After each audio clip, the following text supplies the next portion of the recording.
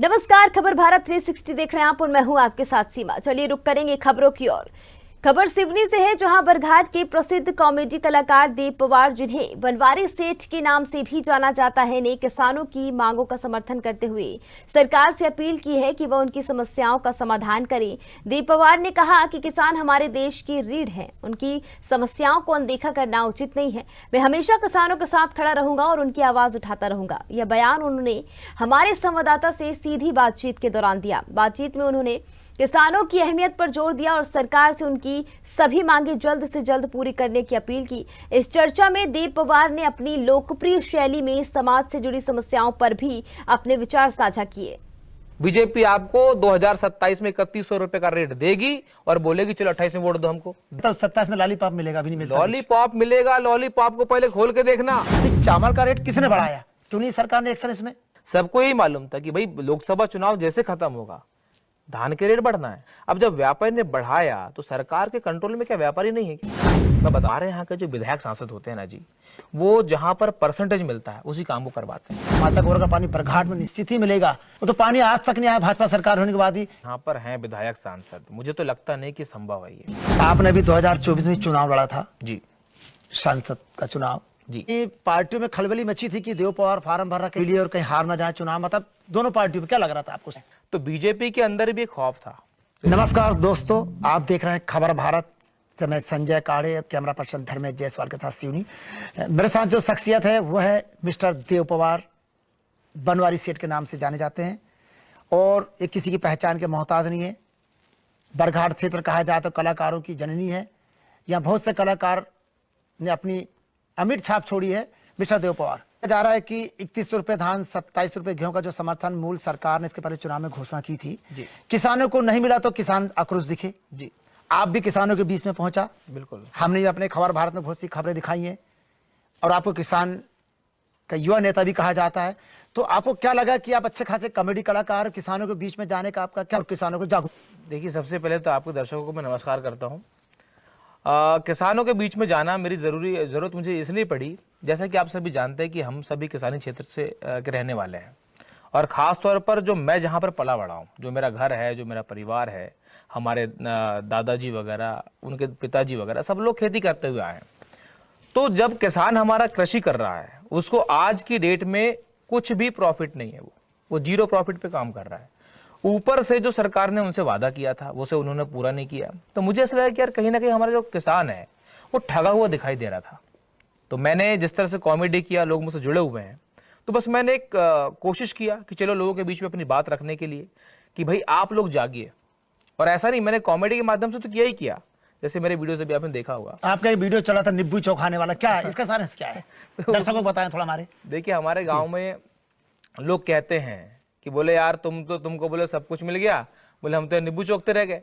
हमारे यहाँ पे कहते हैं ऐसे लोग, कॉमेडी में कह देते हैं ऐसे ही में। क्या इधर की भाषा में? इधर की भाषा में कहते हैं कि बोले यार देखो नींबू चौखा दिया। तो मैंने कहा एक काम करते हैं, इसको सरकार पे लेके आते हैं कि सरकार ने जो हमसे वादा किया था उसको पूरा नहीं किया, इसका मतलब आपको नींबू चौखा दिया। इसमें एक गाना भी बनाया था कि जो वादा किया हो निभाना पड़ेगा। हाँ, एक पुराने गाने के तर्ज पर। हाँ, तो हमने, क्योंकि मैं कोशिश करता रहता हूँ, जी। क्योंकि देखो कॉमेडी के माध्यम से अपनी जो बात अपन कहते हैं ना वो ज्यादा लोगों तक पहुंचती है। बट एक कॉमेडी का माध्यम हो जाए तो ज्यादा लोग देखते हैं उसमें। तो मैंने कोशिश किया था कि चलो कॉमेडी के माध्यम से ही, गानों के माध्यम से ही कोशिश तो करते हैं, और बस वो कामयाब भी रही। अच्छा, कहीं ना कहीं आपको नहीं लगता कि अभी जब हमने खबरें दिखाई तो बहुत से लोगों का कहना है कि देव पवार एक कॉमेडी कलाकार है और कुछ पार्टियों का कहना है हाँ कि देव पवार एक राजनीति कर रहे हैं कॉमेडी के आड़ में। इसको लेकर किस नजरिए से देखते हैं आप? देखिए जी, ये पार्टियों का जो कहना है ना, खास तौर पर जो बीजेपी के लोग हैं, मैं सीधे बात करता हूँ, मैं उन लोगों ने एक भ्रांति फैलाया भी। हमने जो है बरघाट में एक 13 दिसंबर को बहुत बड़ा आंदोलन किए, हमारे युवा साथियों ने मिलकर किए। अब उसमें बीजेपी ने एक वो फैला दी, एक हुमर फैला दी कि भाई यहाँ जो है राजनीति हो रही है। वहां तो बोल रहा था कांग्रेस का मंच है। नहीं, देखिए ना, वो बीजेपी का मंच था, वो तो हो सकता ही नहीं था। कांग्रेस का मंच कहीं से कहीं नहीं। अब बताइए, हम जैसे लोग, ना तो मैं कांग्रेस पार्टी पे हूँ ना बीजेपी पार्टी पे, मैं वहां पे क्यों जाता? मैं सिर्फ इसलिए गया था कि वो मंच किसानों का था, वरना मैं अगर बात पार्टी की आती तो मैं उससे दूरी बनाकर रखता। तो वो सिर्फ और सिर्फ किसानों का मंच था, ऐसा कुछ नहीं कि वहां पे राजनीति हो रही थी। और हमने भी जो है गांव गांव जाकर लोगों को जगाया है।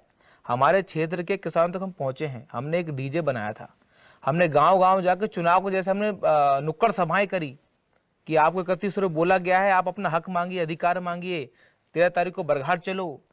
फिर भी जितनी संख्या में लोग वहां पर उपस्थित हुए, मेरे ख्याल से संख्या थोड़ी सी कम थी, लेकिन हाँ, जो वहां पर आए थे वो वाकई में सच्चे किसान थे, जो वहां पर आके दिन भर बैठे रहे और शाम को ज्ञापन सौंपने तक गए वो। अच्छा, आपने ज्ञापन सौंपा जी तमाम पार्टियों के लोग थे वहां पर जी।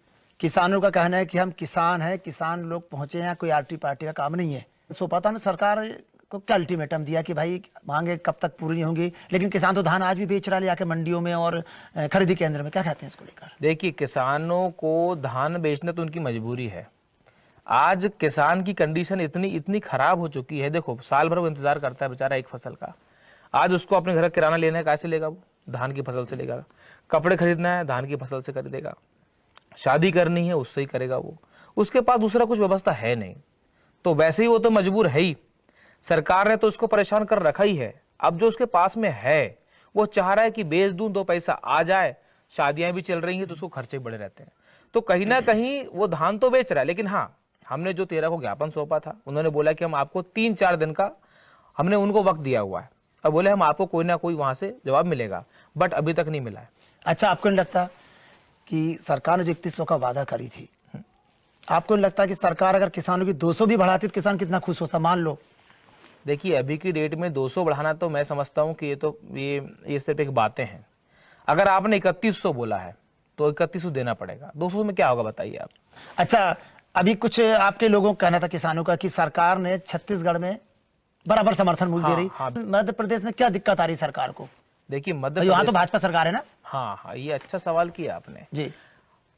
बीजेपी को ये बात मालूम है कि मध्य प्रदेश की जनता बीजेपी के अलावा किसी को वोट नहीं देती, ऐसा बीजेपी को लगता है। क्योंकि उन्होंने देखा कि भाई हमने विधानसभा में जो वादा किए थे 3100 का, हमने पूरा नहीं भी किया, फिर भी लोकसभा में उन्होंने हमको भरपूर वोट दिया। 29 में, मतलब पहले 28 थी, इस बार तो 29 दे दिया। कांग्रेस का खाता भी नहीं खुला।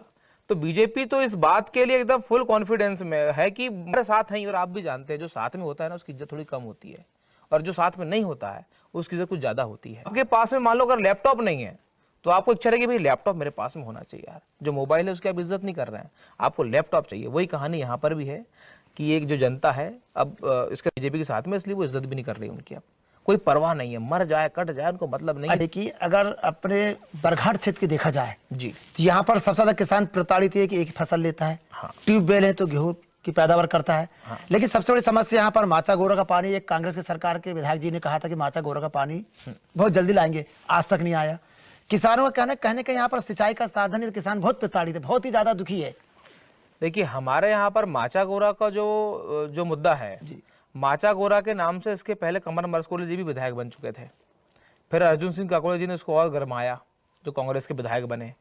और उसके बाद में अभी जो फिर आए मरसकोले जी, इन्होंने भी वाली बात बोला था कि भाई हम भी लेकर आएंगे। देखिए, मुद्दों को उठा के ये सिर्फ विधायक बन रहे हैं और सांसद बन रहे हैं, कर कुछ नहीं रहे हैं। लेकिन मुझे अफसोस इस बात का है कि जनता हमारी क्या देखकर वोट दे रही है। क्या हम लोग सिर्फ पार्टी चुन रहे हैं?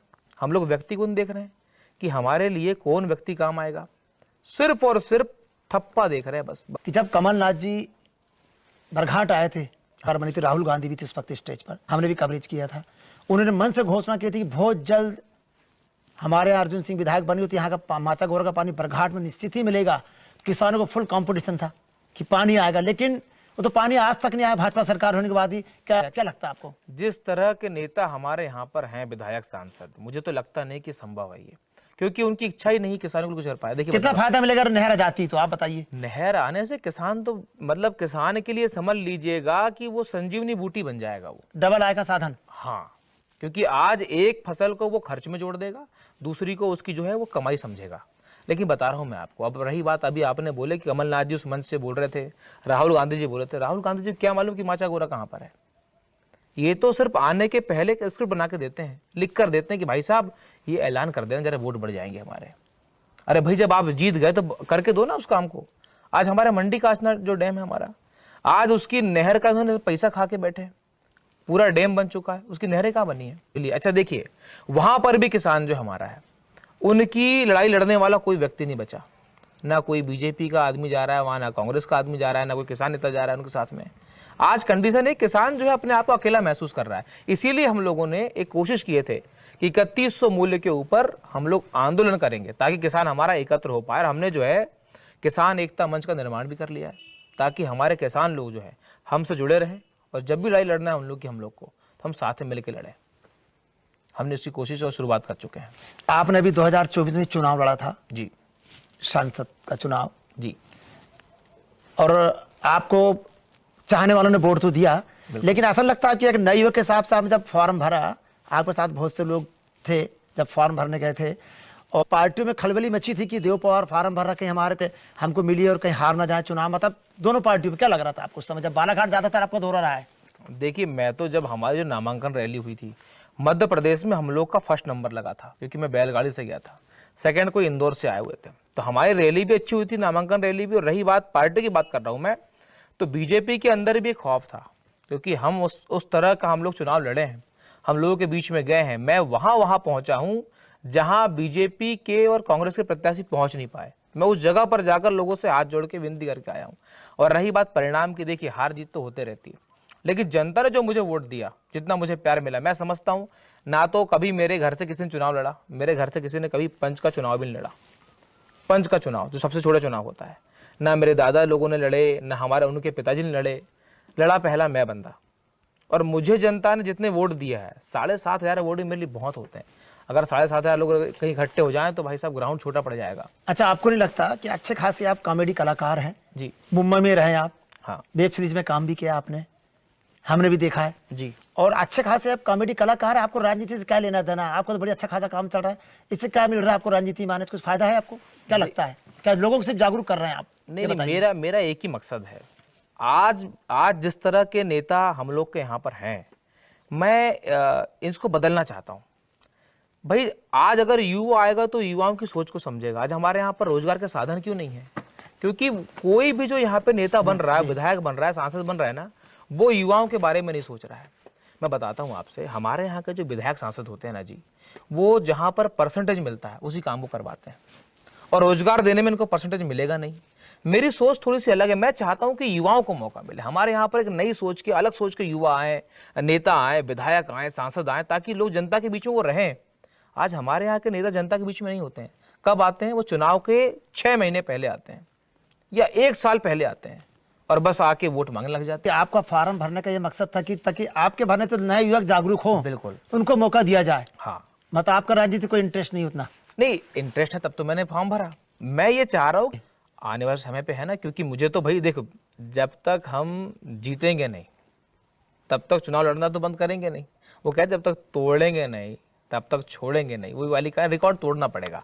तो मैं ये चाह रहा हूँ कि मुझे देखकर हमारे यहाँ के युवा और आगे आए और वो लोग भी चुनाव लड़े, ताकि देखो युवाओं का परसेंटेज बढ़ना चाहिए, विधानसभा हो चाहे लोकसभा हो। जब तक युवा नहीं जाएगा, अगर युवा नहीं गया तो हमारे देश की जो आने वाली राजनीति वो बूढ़ी हो जाएगी। युवाओं को जाना बहुत जरूरी है और मैं चाहता हूं कि एक संदेश है हमारी टीम युवा के जागे माध्यम। इसमें। हाँ, युवा जागना चाहिए, उसको भाग लेना चाहिए।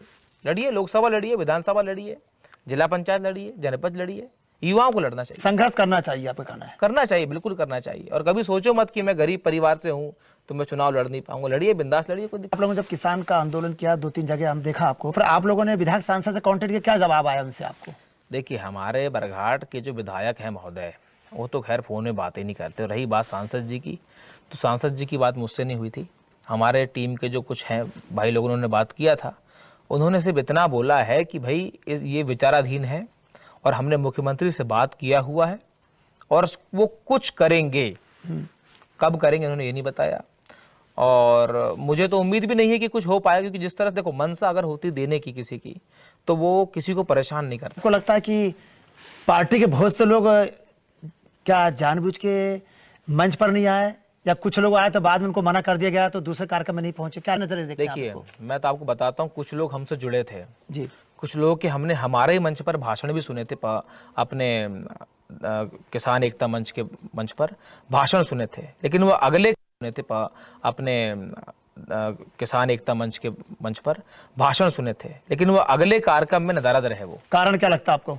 देखिए, मैं बता रहा हूँ, जो भी किसान जो बीजेपी का छोटा सा भी कार्य करता है, उनसे जुड़ा हुआ है, और अगर धोखे से वो उनके विरोध में कहीं दिख रहा है, 3100 के विरोध में, उसको सीधे भाई साहब लोग का फोन जाता है और एक ही बात बोलते हैं, अगली सभा में दिखाई मत देना। अच्छा, भाजपा के जो कार्यकर्ता है, मैं कहता हूँ डर क्यों रहे हो भाई? आपका कोई घर तो नहीं भर रहे हैं वो लोग?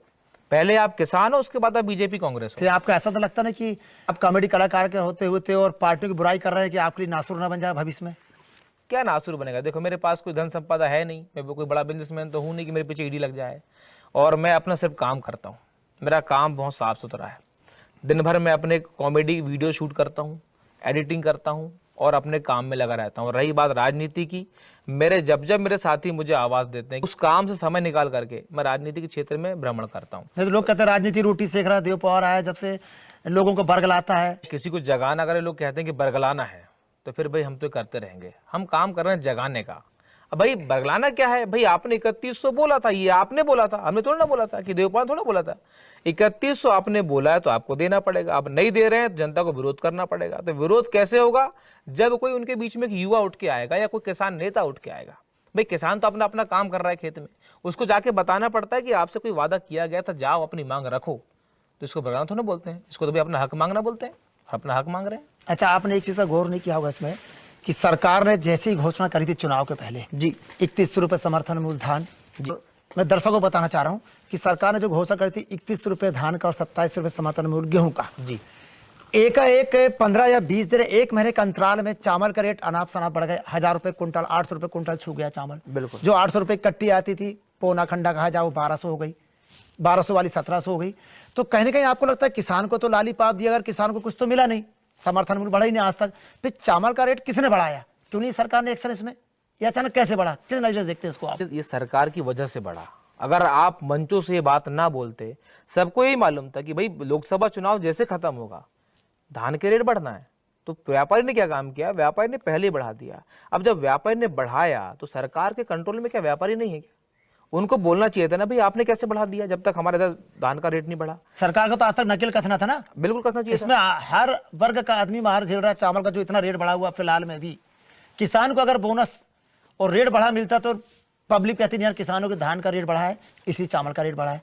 अब आप ये बताइए हमारे सवाल का जवाब, धान 3100 रुपए और कम रेंज का, अगर मान लो आप 4000 रुपए कुंटल का चावल ले रहे हैं, तो लगता नहीं आपको जब 3100 धान को चावल का रेट 4000 वाला 6000 वाला 6000 वाला 12000 तक पहुंच जाएगा? क्या कहते हैं इसको? देखिए, जब तक राजा अपनी प्रजा को टाइट ना करे तो वो चलता नहीं है।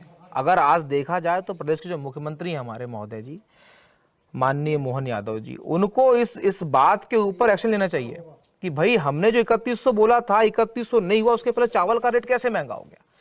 ये कोई पूछने वाला नहीं है ना। इसमें तो आज तक किसी, चाहे हम कह रहे हैं कि किसी पार्टी के नेता ने ध्यान नहीं दिया, चाहे विपक्ष हो, हाँ, चाहे पार्टी जो वर्तमान में है, इसमें अभी तक किसी अब सांसद से लेके विधायक से लेके किसी नेता ने आज तक इस बात को सोचने की जहद नहीं समझा कि चावल का रेट बढ़ा कैसे। इसमें हर वर्ग का मार झेल रहा, आज भी आप और हम जैसे लेकर खा रहे हैं, क्योंकि किसान मोटी धान पैदावार करता है, उसको पौना लेगा या जो भी चावल है घर में खाने लायक बिल्कुल महंगा लेके खा रहा, क्योंकि किसान आजकल देखा जाए तो जय श्री राम या ये धान का पैदावार कम करता है अपने क्षेत्र का किसान। बिल्कुल बिल्कुल, हाँ। तो कहीं ना कहीं सब लोग मार झेल रहे थे। इसमें एक्शन अभी तक सरकार को लेना था। कि अगर ये सरकार किसानों की होती, जनता की होती तो एक्शन ले पाती। ये सरकार जो है उद्योगपतियों की सरकार है।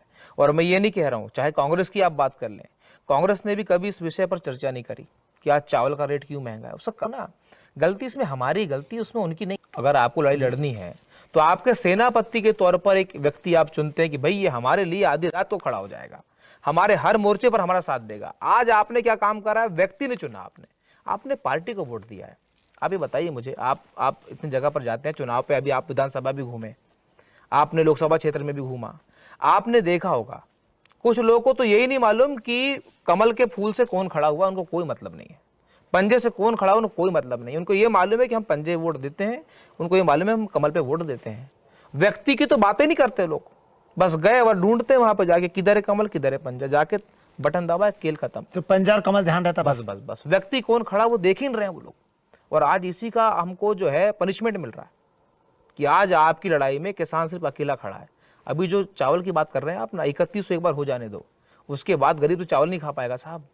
ये किसान, जो किसान मोटा अनाज उगा रहा है, मजबूरी में इसे फिर बारीक अनाज उगाना ही पड़ेगा। आज जैसे हम अपने घर पे खेती करते हैं, हमारे घर की खेती में हम लोग 3 एकड़ में सिर्फ और सिर्फ बारीक धान लगाते हैं, बिना किसी खाद के, ना यूरिया ना DAP, कुछ भी नहीं डालते हम लोग। जितनी होना है होगी। ये किसान को शुरुआत करनी पड़ेगी। आप दूसरों का तो पेट भर रहे हो, खुद भूखे रह रहे हो, और दूसरों को आप अच्छा अनाज खिला रहे हो, और आप खुद कौन सा खा रहे हो? यूरिया DAP वाला खा रहे हो। आपका कहना है कि किसान भी अगर किसी के पास 5 एकड़ है, हाँ, तो कम से कम 2 एकड़ में अपना घर में खाने के लिए लगाए वो, बिल्कुल लगाए, ताकि लेना ना पड़े। उसको ना, बिना DAP और जो यूरिया होता है उसके आप खाद डालिए ना, गोबर खाद डालिए। आपको जैविक खेती नहीं बन रही तो गोबर खाद डाल लीजिए। अच्छा, आपको लगता है कि आजकल अगर देखा जाए कि यूरिया से लेके जितने प्रोडक्ट आ रहे हैं मार्केट में, फसल की पैदावार जल्दी हो, कोई 70 दिन, कोई 90 दिन की बात करता है, देखते भी हाँ, हैं। क्या ऐसा लगता है आपके एक समय वो आएगा जो पहले जो प्रथा, किसान जो घर में धान का बीज रखता था, हाँ, अपने खेत का, हमने भी देखा है, लेकिन आज की स्थिति बन गई कि महंगा महंगा बीज लाके डाल रहे हैं खेत में। अगर किसान अगर ये संकल्प कर ले कि धान का ही बीज बचा के रखे वो, तो उसको बाहर से लेना ना पड़े, और जो यूरिया और जो भी अनेक प्रकार की चीजें डाल रहा है, पैदावार जल्दी हो, एक दिन वो आएगा कि खुद को फिर से आना पड़ेगा पुरानी पद्धति में लौटकर, जो पहले किसान घर में ही गोबर का खाद है। देखिए, बात हो चुकी, बता रहा हूँ कैसे। जो पैकेट पहले 600-700 का था ना जी, 3 किलो वाला पैकेट, वो आज 1200 का हो गया है। और मुझे इस बात के लिए बड़ा आश्चर्य है कि हमारा किसान फिर भी उसको खरीद रहा है, हाइब्रिड के नाम से खरीद रहा है। अगर वो चाहे तो अपने घर में ही एक पद्धति होती है कि वो अपने घर पे हाइब्रिड बना सकता है वो, लेकिन पता नहीं अपने हमारा किसान क्या मेहनत करना नहीं चाहता। अलाली बहुत ज़्यादा हो चुकी है, किसी को कहते हैं ना हम लोग, हमारे यहाँ पर कहते हैं कि भाई काम नहीं करता उसको अलाल कहते हैं। तो वही कहानी यहाँ पर हो चुकी है। मैं समझ रहा हूँ कि जो 1200 का पैकेट है मत लो आप, क्योंकि आपको एक तो यहाँ पे धान का रेट नहीं मिल रहा है, ऊपर से आपकी खेती में आज ट्रैक्टर देख लीजिए। पहले क्या होता था, नांगर से जुताई करते थे, नांगर बैल बोदे, उनसे पहले लोग ट्रैक्टर पूरे आ गए। आज पहले लास्ट ईयर जो था वो 900 रुपये घंटा था ट्रैक्टर का, इस बार हो गया 1400 रुपये घंटा। मालूम क्यों हुआ? वो 31 चक्कर में हुआ। वो सरकार ने बोल दी 3100 रुपये देंगे, ट्रैक्टर वालों को मालूम चल गया, अरे इस बार तो बोले धान रेट बढ़ गए, अपन बढ़ा दो। आज किसान ही मारा जा रहा है हर तरफ से। किसान को समझना पड़ेगा इस बात को। खेती में लागत को कम करेंगे तो हमको प्रॉफिट अच्छा हो जाएगा, बट आज लागत बहुत बढ़ चुकी है। आज लेबर देख लो, हर चीज बढ़ गया है, तो किसान को नुकसान तो होना है। किसान का आने वाला भविष्य खतरे में है। देखा जाए तो किसान की रीढ़ की हड्डी है। हाँ, गांव से ही देश का विकास है, इस बात को तो आप मानते हैं। और किसान अगर रीढ़ की हड्डी ना हो तो कैसे अर्थव्यवस्था संभलेगी देश की? किसान अगर पैदावार कम कर दे तो फिर क्या होगा शहर का? गांव में तो खा लोगे आप लोग भाई। किसान को तो संघर्ष कर ही रहा ना, किसान मतलब पीड़ित है। देखिए, किसान तो हमेशा पीड़ित रहेगा। आज किसानों से हमारे देश के प्रधानमंत्री बात क्यों नहीं कर रहे हैं भाई? उनसे पूछो ना। देखो, एक घर होता है, घर की अगर घर का कोई भी सदस्य मान लीजिए अगर वो परेशान है तो वो चाहता है कि मैं अपने घर के मुखिया से बात करूं कि मुझे परेशानी ये है। तो अगर मुखिया उससे बात करेगा तो वो काय को तांडव मचाएगा या वहां जाके या चिल्लाएगा? बस सीधे उनकी बात हो गई। वैसे हमारे देश के प्रधानमंत्री को किसानों से बात करनी चाहिए कि भाई आपकी आय दोगुनी कैसे होगी, आपको रेट इतना मिल रहा है तो इसमें आपको क्यों नहीं पड़ रहा है, मतलब आपको फायदा क्यों नहीं हो रहा है इसमें। तो ये बात आपको करना चाहिए। सरकार तो कहती है ना, जय जवान जय किसान। कहाँ का जय जवान, कहाँ का जय किसान साहब? नारा पे नारा ही रह गया, बाकी कुछ नहीं होने वाला। अगर आप चाहते हैं कि किसान की आय दोगुनी, किसान का उद्धार कैसे होगा, क्या कहते हैं इसको? किसान का उद्धार तब होगा जब हमारे देश के नेता, हमारे देश की सरकार किसानों के साथ में बैठ के बात करेगी। और जो MSP होती है, हर चीज पे MSP बढ़ानी चाहिए उसे। और फुकट की जो रेवड़ियां होती हैं, जैसे आज लाडली बहना रेवड़ी है, मैं आपको बोल रहा हूँ मुझे आगे चल के चुनाव भी लड़ना है, लेकिन फिर आपको बोल रहा हूँ मैं कि लाडली बहना योजना को बंद कर देना चाहिए। किसी नेता में दम नहीं कि बोल दे, इससे महिलाओं के वोट कटते हैं। महिला मुझे कभी वोट, आप बोल रहे महिला नाराज होंगी आपसे? फिर होने दो, कोई दिक्कत नहीं है। मैं समझता हूँ देश बचे, राज्य बचे। क्या लगता है कि जैसे लाडली बहना योजना की जो सरकार पैसे बांट रही है अभी, लालीपाप, हाँ, सरकार पे लगभग कितने रुपयों का बोझ बढ़ रहा है आपको मालूम है? मुझे मालूम है। बताइए। 1574 करोड़ रुपए जो है प्रति माह जा रहा है। सरकार तो कर्ज ले रही है। 1,29,00,000 महिलाओं को लाडली बहना योजना का पैसा मिल रहा है। सरकार फिर कर्ज लेकर बांट रही है। वही बता रहा हूँ आपको, कितना कर्जा हो रहा है। बोझ किसके ऊपर आ रहा है फिर? ये बोझ आ रहा है हमारे ऊपर आ रहा है, सरकार के ऊपर कहाँ से आ रहा है? आज हर एक इंसान के ऊपर कर्ज है। सरकार कर्ज कहाँ चुकाएगी बताइए मुझे आप? हमारे आपने जेब से काटेगी ना। पेट्रोल में महंगा कर देगी वो, हमारे खाने का तेल महंगा कर देगी वो, आपका निरमा साबुन सब महंगा हो जाएगा। तो किसका पैसा गया? हमारा पैसा गया ना वो। आज 18,888 करोड़ रुपए साल का सिर्फ और सिर्फ लाडली बहनाओं को जा रहा है। अच्छा, आपको लगता नहीं क्या कि हमारे अभी आप और हमने देखा कि 400 से 500 रुपए सिलेंडर घर के लिए लेते थे। हाँ। आज वही गैस सिलेंडर हम 900 रुपए में ले रहे हैं, 1000 रुपए का पड़ रहा है। बिल्कुल। सरकार ने फ्री में गैस सिलेंडर बांटी, अब उसका भुगतान कौन भुगत रहा है? हम और आप भुगत रहे हैं। सरकार को लाडली योजना अगर बंद करना करके सरकार को किसानों का पैसा बढ़ाना था इधर, बिल्कुल। कुछ पैसा सरकार को सिलेंडर में कम कर देना था, हर वर्ग के लिए 600 रुपए का सिलेंडर XYZ। और इसके साथ साथ सरकार को किसानों की थोड़ा बढ़ोतरी कर देना था धान गेहूं में। तीसरी चीज, जैसे भी देखा जाए तो आंगनबाड़ी में जो कार्यकर्ता पढ़ाए थे उनको बराबर राशि उतनी नहीं मिलती जितनी मेहनत वो करती है। आंगनबाड़ी की महिलाएं भी हैं, उनकी उतनी राशि नहीं जितनी बढ़त के मिले उनको। उनकी बहुत सी मांगे हमने देखा भी, कई खबरें दिखाए। सरकार इन चीजों में ये पैसा इधर बढ़ा देना था तो लोगों में एक उत्साह बढ़ता है इसको लेकर। बिल्कुल बताता हूं मैं आपसे। आपने देखा होगा पहले जियो की सिम फ्री में बट रही थी। वो क्यों बट रही थी जियो की सिम फ्री में? कि ताकि लोगों को आदत डल जाए। अब तो आदत डल गई ना, आदत डल गई। अब कितने का रिचार्ज हो रहा है? 302 रुपए लग रहे हैं, 302 रुपए लग रहे हैं ना, एक महीने का मिनिमम है ये तो 302 रुपए। पहले 200 रुपए हो जाता था। हाँ, पहले तो 149 में हुआ ना, पहले तो शुरुआत में। तो इसके लिए कौन आवाज उठाएगा? अब इसके लिए आवाज कौन उठाए? आवाज आप उठा सकते भाई साहब। ये जो सरकार है ये उद्योगपति की सरकार है। बता रहा हूं मैं आपको, ये जो सिलेंडर बांटा गया था फ्री में, पहले उज्ज्वला योजना, हमारी माताएं बहनें चूल्हा कैसे फूकेंगी। सरकार तो कहते हैं ना महिला सशक्तिकरण। हाँ, तो वही वो शुरुआत जो करे थे। देखो, सशक्तिकरण कुछ भी नहीं है इनकी नजरों में। ये सिर्फ और सिर्फ वोट बैंक की राजनीति है। पहले महिलाओं को फ्री में दिया गया, उसके बाद जब अगली बार भरवाने के लिए वो गई वहां पर तो पता चला कि तो 1000 रुपये में भर रहा है। उनने जो घर पे रखे कोने में सिलेंडर को दोबारा उन्होंने कहीं भरवाई नहीं। 1 साल हो गया। अभी जो उन्होंने निकाला हुआ है 400 रुपये, कुछ कितने भर के दे रहे हैं लोग? अभी 450 दे रहे हैं शायद वो उनको, लाडली बहनाओं को, गरीबी रेखा में जो है उनको दे रहे हैं। तो वो अभी उन्होंने निकाले हैं, बट वो भी नहीं भर पा रहे हैं वो लोग। भाई 500 रुपए भी खर्च करना बड़ा मुश्किल काम है उनके लिए, तो गरीब कहाँ से करेगा? अच्छा, अगर रेट बढ़ा दी मान लो 5 से 10 रुपया, हाँ। तो उसके रोड जाम हो जाती है, आंदोलन हो जाता है। देखिए, सिर्फ पेट्रोल के रेट बढ़ने पर, और जब जियो वाले ने सिम का रेट बढ़ा दिया, आइडिया वाले ने बढ़ा दिया, तो किसी ने आवाज नहीं उठाया उसकी कितना महंगा क्यों हो रहा है। आदत बन गई लोगों की, लोग ले रहे हैं। आप मत डालो बैलेंस, खत्म कहानी आपकी। फोन आएंगे, फोन लगेंगे नहीं आपके, क्योंकि आपकी आदत है। आप काला पीला करके बैलेंस आपको डालना ही पड़ेगा, क्योंकि आपकी आदत बन गई है मोबाइल चलाने की। बिल्कुल। और आप मोबाइल नहीं चलाएंगे तो आप भले खाना एक समय नहीं खाएंगे, चलेगा एक टाइम, पर मोबाइल बिना आप रह नहीं सकते। बात ध्यान रखना। उसमें रिचार्ज चाहिए। अभी जो है, जैसे आपने बोला ना कि भाई जब रिचार्ज का रेट बढ़े तो लोग रोड पे नहीं आए, है ना, उसका कारण था ना, क्योंकि आज वो उनकी आदत में हो चुका है। रही बात किसानों की, बात कर रहा हूं मैं, किसानों के मुद्दे पे किसान रोड पे क्यों आता? देखो, 300 रुपए का रिचार्ज तो चलो ठीक है, उसने बोल दिया चलो यार मैं एक खर्चा कम कर लूंगा, लेकिन मेरा जरूरी पहले ये है। लेकिन बात यह है कि आज जो हमारा किसान है अभी भी क्या वो लगा विकल्प ढूंढ रहा है, उसका विकल्प ढूंढ रहा है। वो 1 महीने सिम का रिचार्ज करवाता, 1 महीने नहीं करवाता। वो सोच रहा है कि सिम नंबर चालू रहे बस। बेचारा वो मैनेज करने में लग गया किसान हमारा। आज जो व्यापारी लोग हैं उनको मैनेज नहीं करना पड़ रहा है, लेकिन जो गरीब है, जो किसान है, उसको तो मैनेज करना पड़ रहा है ना। मतलब साहब, अगर आप बोलते हैं ना कि किसान हमारे देश की रीढ़ की हड्डी है, गांव से शहर चलते हैं, गांव से पूरा देश चलता है। आज वही गांव, वही किसान जो उसकी रीढ़ की हड्डी टूट चुकी है, आप उसकी रीढ़ की हड्डी तोड़ने का काम कर रहे हैं। उसकी रीढ़ हड्डी क्या है? उसके अनाज की सही कीमत आप दे ही नहीं पा रहे। कुछ नेताओं तो कह रहे हैं, हमने अभी चर्चा किया बहुत से लोगों से, हाँ।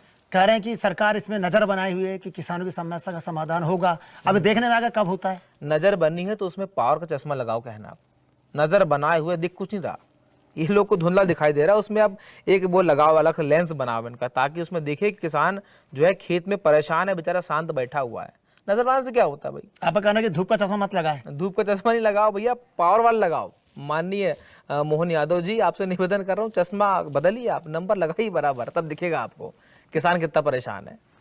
अभी जैसे लोग बोलते हैं, मैं बताता हूँ आपसे, जब चुनाव चल रहे होते हैं ना, तो वार्ड में कितने वोट कम है ये उन्हें कार्यकर्ताओं को बाकायदा मालूम होता है कि भैया ये वार्ड अपना टूट रहा है। ये बात वहां भी मालूम होती है कि बरघाट से वोट कम मिल रहे हैं, ताकत लगाओ, ताकत लगाओ। हाँ, ताकत लगाओ। बोले किसको? तो बोले काम करो, योगी जी को भेजो, हिंदुत्व की बात करेंगे।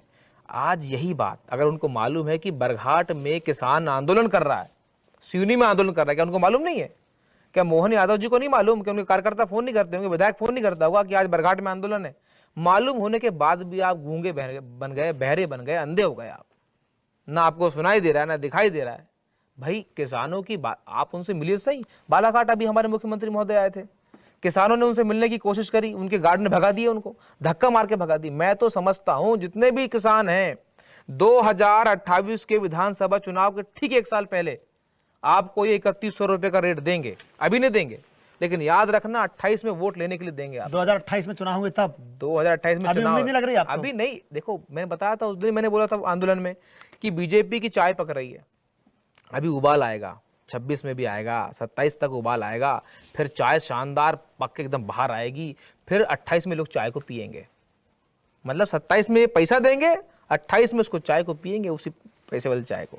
यही काम करने वाली बीजेपी, आप देख लेना, यही होने वाला है। बीजेपी आपको 2027 में 3100 रुपए का रेट देगी और बोलेगी चलो 28 में वोट दो हमको। देना मत, इतने घूमे रोड में। मतलब 27 में लॉलीपॉप मिलेगा? अभी नहीं मिलता। लॉलीपॉप मिलेगा, लॉलीपॉप को पहले खोल के देखना कि कैसा मिल रहा है, क्योंकि आपके ऐसा नहीं है कि जब आपको 3100 मिलेगा 28 में, तो याद रखना तब तक यूरिया, डीएपी, वो जो पैकेट होते हैं धान के, जो 1200 वाला 1400-1500 का हो जाएगा रेट, फिर वही जस की तस कंडीशन होने वाली है। तब आपको आप बोलना कि 3100 नहीं चाहिए हमको, 4100 चाहिए, तब आपको पुरेगा। हाँ, फिर वोट देना, 41 जिस दिन आप कर दोगे तो वोट देना। लेकिन अगर आप भी चाहिए तो 3100 अभी तुरंत मांगो, 28 का इंतजार मत करना। आपके चैनल पे जो है खबर भारत न्यूज़ पे जितने भी हमारे दर्शक लोग देख रहे हैं, मैं आपसे एक ही बात कहना चाहूँगा कि अगर आप अच्छी न्यूज़ और सच्ची न्यूज़ चाहते हैं तो खबर भारत को सब्सक्राइब करिए। और ख़ास तौर पर मैं धन्यवाद देता हूँ हमारे यहाँ पे संजय काड़े जी को कि आप अपनी टीम के साथ में आए। कैमरामैन हमारे धर्मेंद्र भैया, धर्मेंद्र जायसवाल जी, वो हमारे पीछे पर बैठे क्योंकि दिख नहीं रहे वो, लेकिन बता दूं उनकी भूमिका बहुत बड़ी है। मैं बहुत बहुत धन्यवाद देता हूं कि आज खबर भारत ने इस बारे में सोचा, और आपने खासतौर पर संजय काड़े जी की हमारे जैसे एक आम युवा का एक इंटरव्यू और हमारी सोच लोगों तक जाए, आपने इस बारे में सोचा, आपको बहुत बहुत धन्यवाद। और आपको स्पेशल धन्यवाद इस चीज़ के लिए कि आपने किसानों की आवाज़ को मध्य प्रदेश सरकार तक पहुँचाया, क्योंकि आप एकमात्र जिले का ऐसा पत्रकार या ऐसे आप न्यूज़ रिपोर्टर, एक ऐसा चैनल जो किसानों के साथ में हर जगह पर खड़ा दिखाई दिया मुझे। मैं जहां जहां पर भी घूमा हूं, आपकी टीम साथ में वहां पर पहुंची, किसानों के उन्होंने वक्तव्य को लिया और लोगों तक पहुंचाया। आपने एक बहुत बड़ी एक अहम भूमिका निभाई है। इस समस्त हमारे किसान जो बंधु हैं उनकी तरफ से आपको बहुत बहुत धन्यवाद स्पेशल तौर पर। खबर भारत से संजय काड़े, कैमरा पर्सन धर्मेंद्र जायसवाल के साथ सिवनी।